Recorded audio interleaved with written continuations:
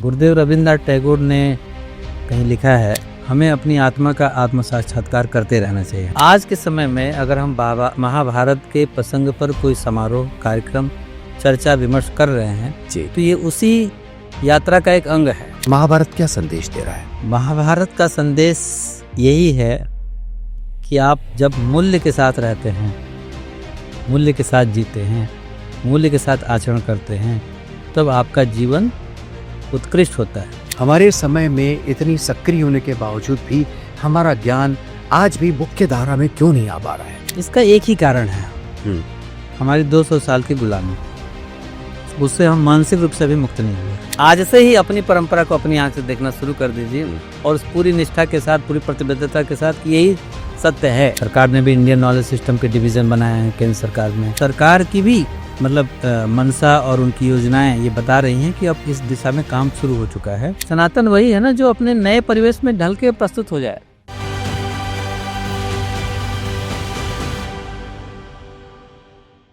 नमस्कार, सांस्कृतिक संवाद की इस कड़ी में आपका हार्दिक स्वागत है। और आज हमारे बीच इस स्टूडियोज में बातचीत के लिए उपस्थित हैं प्रख्यात इतिहास और संस्कृति के अध्येता और दत्तोपंत ठेंगड़ी शोध संस्थान के निदेशक डॉक्टर मुकेश मिश्रा जी। मुकेश जी, आपका बहुत स्वागत है इस संवाद में। धन्यवाद। आप श्रुति परंपरा कहती है कि उड़ चलो है मनुज नभ में, नाप दो सारी दिशाएं, कर्म योग की साधना से रचो अपनी नई कथाएं। इस वक्त जब मैं कर्मयोग की बात कर रहा हूं इस पंक्ति के माध्यम से, तब एक आवाज कर्म की उठ रही है हमारे उस शाश्वत सनातन इतिहास से, जिसे हमारी ज्ञान परंपरा ने, हमारे इतिहास बोध ने महाभारत कहा। महाभारत पर केंद्रित एक वृहद समारोह हो रहा है और आप उसके साक्षी रहे हैं, आप उसके प्रवक्ता वक्ता भी रहे हैं। इस समय इस उत्सव की परिकल्पना और इस उत्सव को करने के निहितार्थ क्या देखते हैं? बहुत सही प्रश्न आपने किया है जी।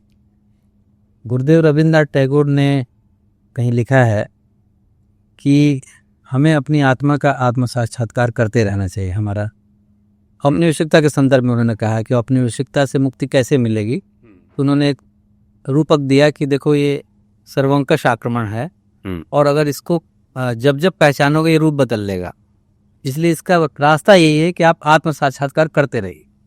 बहुत अच्छा। तो आज के समय में अगर हम महाभारत के प्रसंग पर कोई समारोह, कार्यक्रम, चर्चा विमर्श कर रहे हैं जी, तो ये उसी यात्रा का एक अंग है कि हम अपना आत्म साक्षात्कार करते रहें।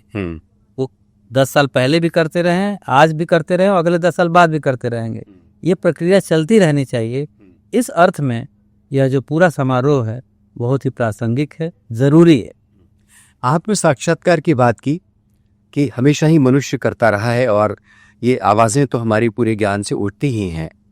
आज जब आत्म साक्षात्कार का ये क्षण है और महाभारत का एक इतना बड़ा विन्यास हमारे सामने है, तो क्या लगता है आपको, आज जब झांक रहा है मनुष्य अपने भीतर, क्या पा रहा है और महाभारत क्या संदेश दे रहा है? महाभारत का संदेश यही है कि आप जब मूल्य के साथ रहते हैं, मूल्य के साथ जीते हैं, मूल्य के साथ आचरण करते हैं, तब आपका जीवन उत्कृष्ट होता है, सर्वोच्च होता है, पूजनीय होता है, अनुकरणीय होता है और हमेशा स्मरणीय होता है। लेकिन बिना मूल्य के जो जीवन होता है वो कैसा होता है? महाभारत तो हमें यही बताता है। देखिए, 2 बड़े आख्यान हैं जी। और मैं तो बहुत युवा हूँ, ये कहिए कम उम्र का हूँ, लेकिन जो वरिष्ठ लोगों ने जो लिखा पढ़ा है उसको जो हम लोग अध्ययन अनुशीलन करते हैं तो हमने जो सीखा है वो यही समझ में आया कि इन 2 आख्यानों में भारत की जो लोक मेधा है वो निरंतर इस बात को देखती और समझती और सीखती आई है श्रुति परंपरा में कि 2 आख्यानों में मूल्य दिखाई दे रहा है। एक मूल्य के साथ जीवन कैसा होता है, जो रामायण है, जिसमें मूल्य के साथ जीवन जीने वाला व्यक्ति आज भी कंठ कंठ में विद्यमान है पुरुषोत्तम बन के, और एक महाभारत है जहाँ सब तरह के मूल्यों को भी गिरा दिया गया, सब तरह के मूल्य नष्ट हो गए और उसके बाद जीवन ऐसा हुआ कि कोई लाश उठाने वाला भी नहीं बचा। एक महाभारत युद्ध का एक फल तो ये भी है, लेकिन महाभारत सिर्फ इतना ही नहीं है। महत्वपूर्ण बात ये है जी, महाभारत में वो सब कुछ है जो जीवन में होना चाहिए। जी। कहा जाता है ना कि भारत में जो कुछ है वो महाभारत में है। जो कुछ महाभारत में नहीं है वो भारत में नहीं है। जी जी, और कई लोग ये भी कहते हैं कि जो कुछ महाभारत में नहीं है उसका अस्तित्व ही नहीं है, बिल्कुल बिल्कुल, इस सृष्टि में उसका अस्तित्व नहीं है। जी जी, तो महाभारत हमको हर प्रकार के संदेश देती है, जीवन के मूल्य के बारे में, जीवन के मूल्यहीनता के बारे में भी, जीवन के बोध के बारे में भी, संघर्ष के बारे में भी, मानसिक अवसाद में कैसे निकलना है, गीता वहाँ से निकली है। ये सब तरह के रिश्तों के, संबंधों के, समाज की भी हमको का वो सीख देती है। हमारे देश के प्राकृतिक संसाधनों के बारे में बताती है, उनका क्या उपयोग होना है, राजाओं के संबंध कैसे होने चाहिए, सत्ता और समाज का क्या संबंध होना चाहिए। इस तरह के हर प्रकार की चीज़ें आप ये कह सकते हैं कि अगर सीख कहीं विद्यमान है तो महाभारत में है। मुकेश भाई, बिल्कुल आपने सही व्याख्या की। हमारे यहाँ जो हमारा ज्ञान है वो दो धाराओं में जो है अवगाहन करता रहा, पढ़ता रहा, प्रवाहित होता रहा। एक हमारी जो है वाचिक परंपरा, दूसरी हमारी अकादमिक परंपरा है।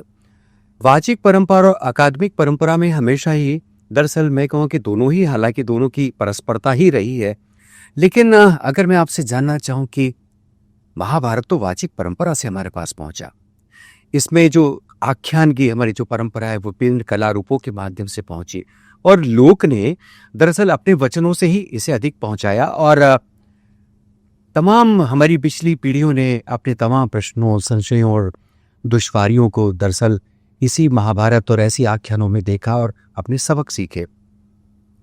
आज दोनों ही परंपराएं हमारे समय में काम कर रही हैं।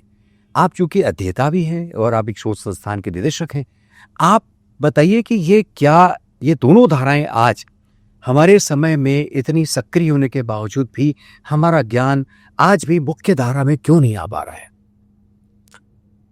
इसका एक ही कारण है, हमारी 200 साल की गुलामी। उससे हम मानसिक रूप से भी मुक्त नहीं हुए। ये कड़वा सच है, इसको मानना पड़ेगा। हम 1947 में स्वतंत्र हो गए राजनीतिक रूप से, लेकिन मानसिक रूप से हम अभी स्वतंत्र अभी भी नहीं हुए। क्योंकि मैं इस क्षेत्र में काम करता हूँ तो ये मैं रोज देखता हूँ कि कितनी जड़ता है और कितने हम इस कदर। अभी प्रधानमंत्री जी ने तो 2 बार लाल किले से भी कहा और समय समय पर मोदी जी ने भी कहा कि भाई हमें जो गुलामी की जो चिन्ह है उनको मिटाना है। इसका मतलब कि उनको भी पता है कि कुछ है जी। और ये हर जो अनुशीलन करने वाला व्यक्ति, जो सांस्कृतिक निष्ठा से जुड़ा हुआ व्यक्ति, वो मानता है, समझता है कि औपनिवेशिकता का प्रभाव वो अभी हमारे मन पर है। तो इसका एक कारण यही है कि जो हमारी ये दोनों धाराओं का के रहते हुए भी ज्ञान मुख्य धारा में नहीं आ पा रहा है। आप सीधे सीधे कहें कि विश्वविद्यालयों तक नहीं पहुंच पा रहा है, पाठ्यक्रम तक नहीं पहुंच पा रहा है, सिलेबस तक नहीं पहुंच पा रहा है। उसका यही कारण है कि हमने जो हमारा जो कॉलोनियल माइंडसेट है उसको चुनौती देना हमने बंद कर दिया। हम ये मान बैठे हैं कि जो कुछ यहाँ है वो हीन है, उसमें कुछ ज्ञान नहीं है, और जो कुछ भी बाहर से आ रहा है, अकादमिक कलेवर में आ रहा है, वो ज़्यादा श्रेष्ठ है, अच्छा है। ये बड़ी समस्या है। चूँकि भारतीय ज्ञान परंपरा को लेकर आजकल शिक्षा नीति में भी बहुत चर्चा हो रही है, मैं उस पर काम भी कर रहा हूँ। तो मैं जब संवाद करता हूँ लोगों से तो वो बार बार ये पूछते हैं कि भाई इसकी वैलिडेशन क्या है, हमारे किसी नॉलेज का वैधता कैसे होगी। तो हम ये पूछते हैं कि जो आपके पास है उसको किसने वैध बनाया? आपने ही बनाया ना।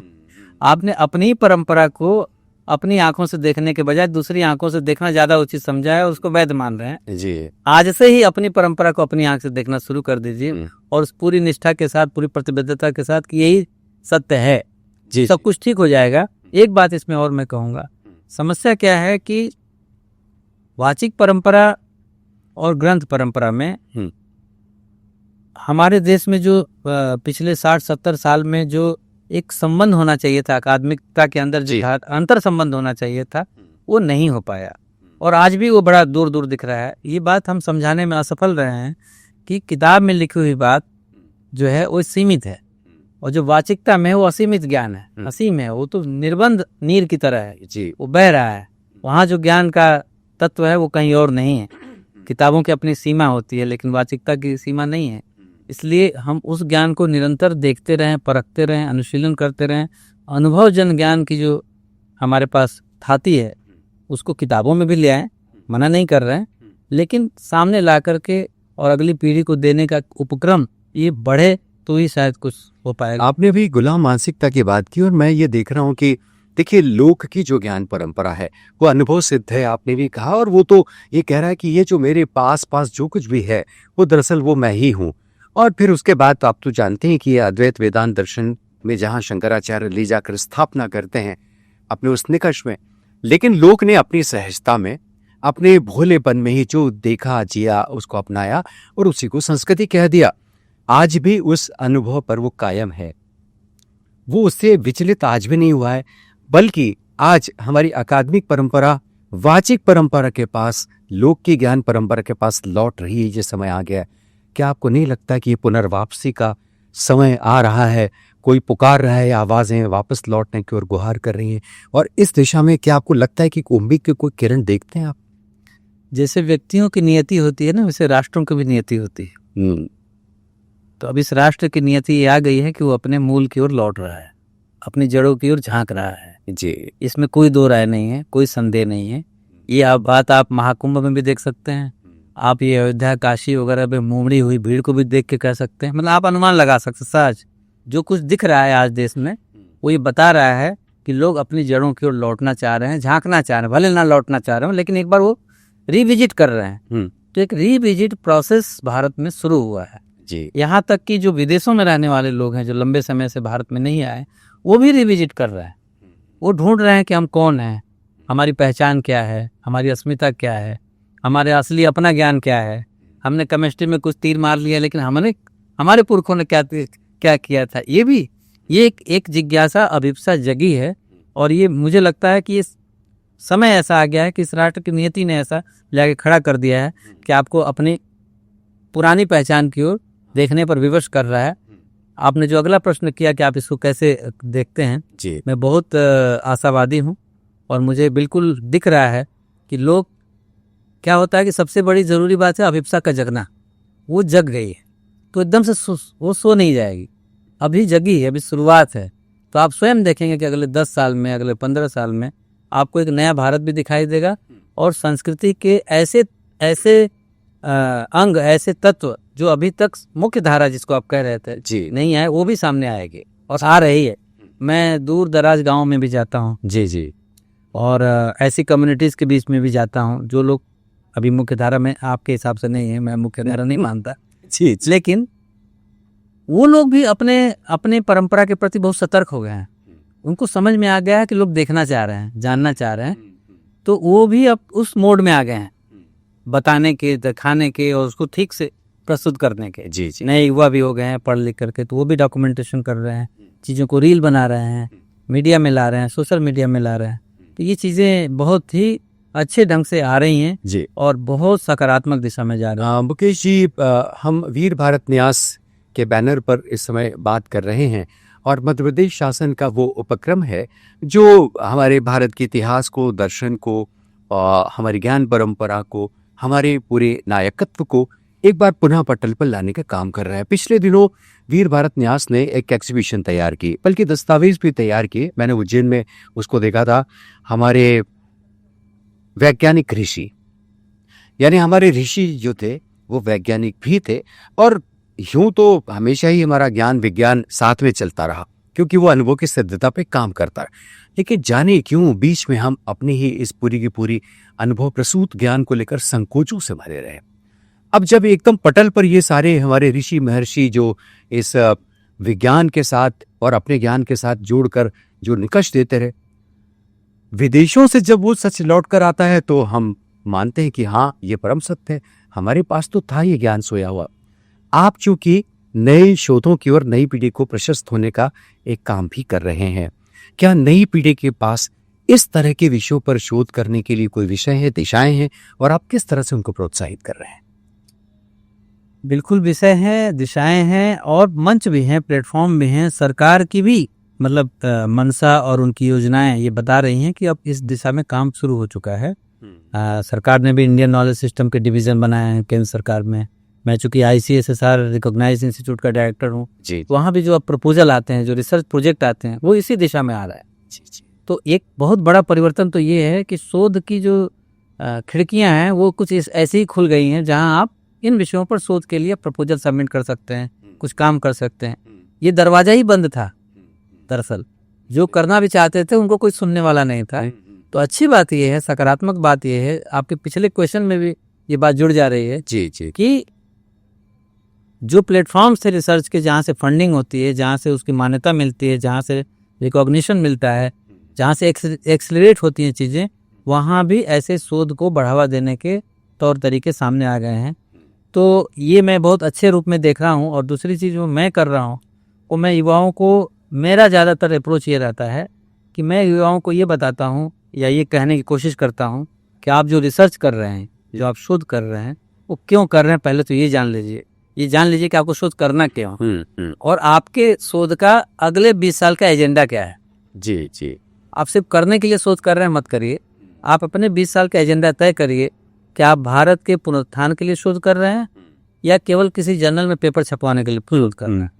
अगर आप केवल जर्नल में पेपर छपवाने के लिए शोध कर रहे हैं तो आपका कोई महत्व नहीं है। जी आप भी एक मतलब आपसे तो अच्छा पशु है। आपके पास अगर कोई एजेंडा है रिसर्च का, और वो एजेंडा ये क्या होना चाहिए, राष्ट्र सर्वोपरि होना चाहिए, भारत के पुनरुत्थान की बात होनी चाहिए, वो कैसे होगा? वो ऐसे ही होगा जब हमारे पास सदियों से भरा पड़ा जो ज्ञान था, जिसकी उपेक्षा की गई है, उसको हम अपने शोध के केंद्र में लाएं, और उसको केंद्र में ला करके आगे आने वाली पीढ़ी के लिए जो ज्ञान जनरेट होगा। देखिए, यहाँ एक बहुत महत्वपूर्ण बात है जी आप भी अकादमिकता से जुड़े हैं। जी इंडियन नॉलेज सिस्टम के चर्चा में लोग समझते हैं कि नॉलेज कंटेंट ला देना ही इंडियन नॉलेज सिस्टम, ऐसा नहीं है। Knowledge generation Indian knowledge system का प्रोसेस है। नॉलेज जनरेट कैसे होगा?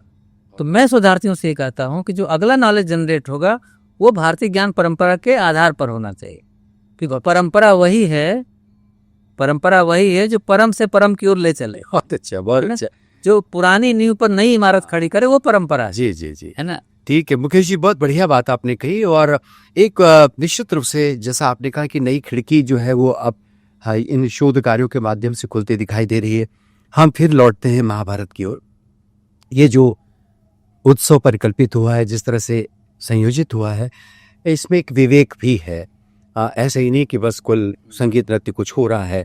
दरअसल वो विवेक जागृत करने की भी एक मंशा इसके साथ है कि हम फिर अपने भारत के उस ऐश्वर्य को जाने जहाँ सभ्यताओं के संघर्ष होते रहे, लेकिन उसके बावजूद मनुष्यता जो है वहाँ से कुछ आदर्श मूल्य भी ग्रहण करती रही।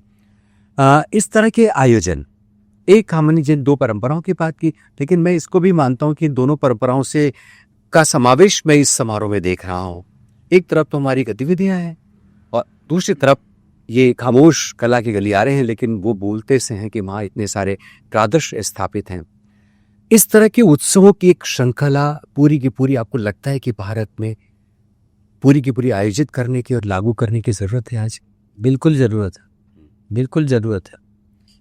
हमारे जिस देश में ये बता दिया गया हो कि महाभारत घर में रखने से झगड़ा होता है, कला होती है, ठीक, ये इतना बड़ा मतलब झूठ कुछ नहीं हो सकता। उस देश में आप महाभारत तो घर घर अभी नहीं पहुंचा सकते, लेकिन महाभारत में क्या ज्ञान तत्व है उसको प्रदर्शित कर सकते हो। क्योंकि आज देखिए, सनातनता की बात शुरू में आपने की थी। सनातन वही है ना जो अपने नए परिवेश में ढल के प्रस्तुत हो जाए। बिल्कुल, मतलब वैसा ऐसा नहीं कि जड़ता है। वो जड़ नहीं है, जड़ नहीं है। आज जो टेक्नोलॉजी है, आज जो उपलब्ध संसाधन हैं, उनका उपयोग करते हुए महाभारत हो, रामायण हो और इस तरह के और आयोजन और तरह के प्रादर्श कैसे नई पीढ़ी के सामने ला सकते हैं, इस पर विचार हमेशा होना चाहिए जी। और उस पर वो पूरे देश में, मैं तो कहता हूँ कि सभी विश्वविद्यालयों में करना चाहिए, सभी संस्थाओं में करना चाहिए, छोटे स्वरूप में हो, बड़े स्वरूप में हो, मीडियम में हो, लेकिन होना चाहिए। इससे क्या होता है, हम सीधे परिचित हो जाते हैं। आप एक किताब नहीं पढ़वा सकते, एक पर्व महाभारत का किसी विद्यार्थी से नहीं पढ़वा सकते, लेकिन भारत भवन में जो कुछ भी प्रदर्शित हुआ है, अगर आप उसे पूरा दिखा देंगे 2 घंटा, तो उसको महाभारत का एक टीजर मिल जाएगा। जैसे फिल्मों का एक टीजर होता है, महाभारत का एक टीजर मिल जाएगा और वो समझ जाएगा कि महाभारत कोई क्या चीज़ है, इसमें हमें झांकना चाहिए, इसमें देखना चाहिए। जी। और ऐसे आयोजनों की सफलता का एक रहस्य ये भी है, आप ये मत सोचिए कि 5,000 लोगों ने देखा कि 10,000 लोगों ने देखा। जी जी। आप ये सोचिए कि अगर इस पूरे आयोजन से देखने के बाद 5 लोगों ने जाके महाभारत खरीद के पढ़ना शुरू कर दिया है, ये आपकी बड़ी सफलता। क्या बात है, बहुत बहुत धन्यवाद मुकेश जी। जो महत्वपूर्ण बातें आपने की हैं उसमें सबसे बड़ी बात तो यह है कि इससे यदि मान लो प्रेरणा ग्रहण करने वाली पीढ़ी में 5, 7, 10 लोग भी होते हैं तो हमारा बड़ा हासिल है, क्योंकि दरअसल वो 5 लोग इस पूरे भारत के मुख्य धारा का प्रतिनिधित्व कर सकते हैं। और यही दरअसल भारत का अपना असल परिचय भी है। मानस भवन में आर्यजन जिसकी उतारे आरती, भगवान भारतवर्ष में मुझे हमारी भारती। ये जो हमारी भारती है, ये भारती सिर्फ एक ठहरा हुआ सा कोई पद नहीं है। आपने बहुत अच्छी बात कही, ये सतत प्रवहमान एक ऐसी ऊष्मा है और एक ऐसी ऊर्जा है जो इस पीढ़ी से उस पीढ़ी तक जाती है। हाँ, बीच में हमारा दायित्व आता है और हमारे पास क्या है, गीता का ज्ञान तो कहता है कि बस कर्म में रहिए। हम सबके पास कर्म है, सब अपने निष्ठा से कर्म में रत रहें और लगातार इस महाभारत के आख्यान को नए समय के साथ जोड़ते हुए आने वाली पीढ़ी को आदर्श मूल्यों की थाती सौंपे। यही कामना है इस समारोह की। मुकेश मिश्रा जी, आप आए और आपने इतनी महत्वपूर्ण बातें साझा की और मैं मान के चलता हूँ कि जो निष्कर्ष आपने इस हमारे पूरे विमर्श से निकाल कर दिए हैं बहुत ही काम के हैं और इस पर लगातार काम होते रहना चाहिए। आप आए, आपका बहुत बहुत धन्यवाद। बहुत बहुत शुक्रिया। बहुत बहुत धन्यवाद आपका भी।